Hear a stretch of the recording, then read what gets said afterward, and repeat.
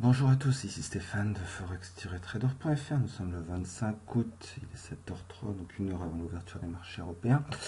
On va encore parler d'euro USD comme hier pour voir comment ça va évoluer.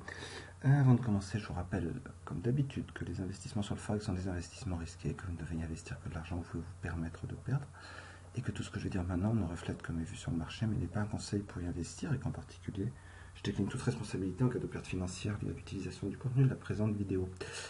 Hier, donc là on est sur le graphe jour, énorme chandelier haussier. Donc, j'avais dit, si vous vous souvenez bien hier, qu'on était là. Je pensais pas qu'on allait passer à 1,14,5. Je m'attendais plutôt à ce qu'on fasse un rejet ici, qu'on redescende vers 1,13, 1,135, voire 1,12. Bon, visiblement, hier, c'était la panique totale sur les marchés pour ceux qui y étaient. Je pense qu'il y avait une grosse manipulation de cours, on va voir ça dans un instant. Mais en tout cas, on a explosé ce niveau d'un 14,5. Et ce que j'avais dit dans ce cas-là, c'est que je chercherai à acheter sur un retest à ce moment-là, en support. C'est exactement ce que je vais faire. Je vais attendre maintenant que EU, qui visiblement a décidé de monter, aille taper un support. Et je vais chercher à cet endroit des signaux acheteurs. Alors, le premier support évident est 1,14,5. Un autre support qu'on voit ici avec la DR, on est sur le H4, est à 1,14,9, donc 1,15, ça correspond à peu près avec cette ligne de tendance.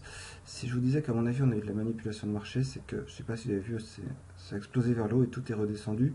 En août, on est à un moment où les traders sont pas mal en vacances, donc le marché est assez peu liquide et il y a pas mal de possibilités de faire des manipulations de ce genre. Donc je pense qu'il y a des gens qui ont gagné beaucoup d'argent et d'autres qui en ont perdu beaucoup sur ce chandelier.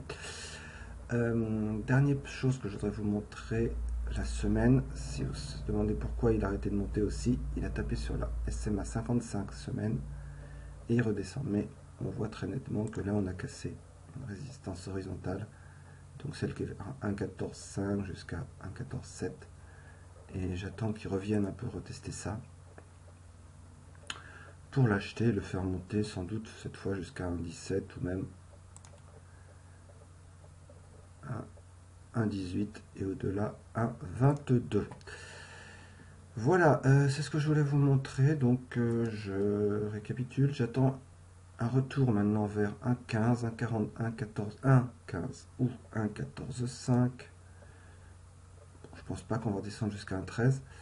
Et je vais donc prendre un signal acheteur à cet endroit-là. Je vais chercher des signaux acheteurs et je vais acheter pour continuer à monter. Voilà.